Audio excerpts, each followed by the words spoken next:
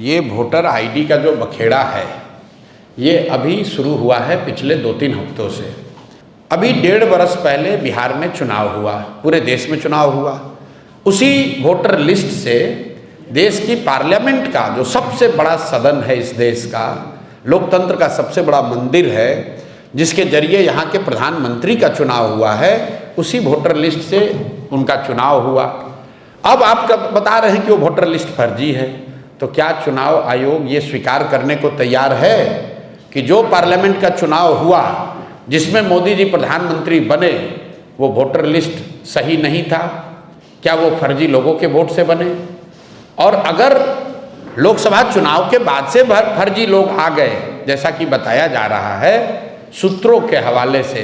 कि नेपाली और बांग्लादेश के बहुत सारे लोग बिहार में वोटर लिस्ट में अपना नाम घुसा लिए हैं या बिहार में आके रह रहे हैं, तो इसका दोष, इसका जवाब भी एनडीए की सरकार को ही देना होगा। क्योंकि लोकसभा चुनाव के बाद बिहार में मोदी जी की और नीतीश जी की ही सरकार है, तो आपने ये कैसे अलाउ किया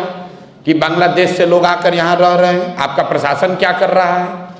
आप अगर नेपाल से लोग आकर बिहार में वोटर लिस्ट में नाम जोड़ रहे हैं तो बिहार सरकार की पुलिस और प्रशासन क्या कर रहा है? तो भैया किसी भी तरीके से वो आर्ग्यूमेंट देंगे, ये यही साबित होगा कि गलती उनकी है। ये पूरा बखेड़ा इसलिए खड़ा किया गया है कि एनडीए को, सत्तारूढ़ दल को ये डर सता रहा है कि 30-35 बरस के बाद बिहार में लोगों को एक नया रास्ता दिख गया है, और खासकर उन लोगों को जो प्रवासी मजदूर हैं, जो गरीब हैं, जो इस व्यवस्था से के मारे हुए लोग हैं, जिनको इस व्यवस्था और इस भ्रष्टाचार से की वजह से जिनका जीना दूभर है, जो जानते हैं वो कभी भाजपा को, लालू को वोट नहीं देना चाहते हैं, अब लेकिन मजबूरी में देना पड़ता था, उनके सामने एक जनसुराज का नया रास्ता, नया विकल्प मिल गया है।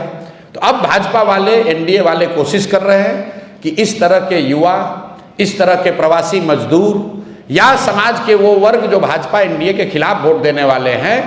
उनको वोटर लिस्ट के शुद्धता के नाम पर उनको परेशान किया जाए और जहां तक हो सके उसका नाम काटा जाए।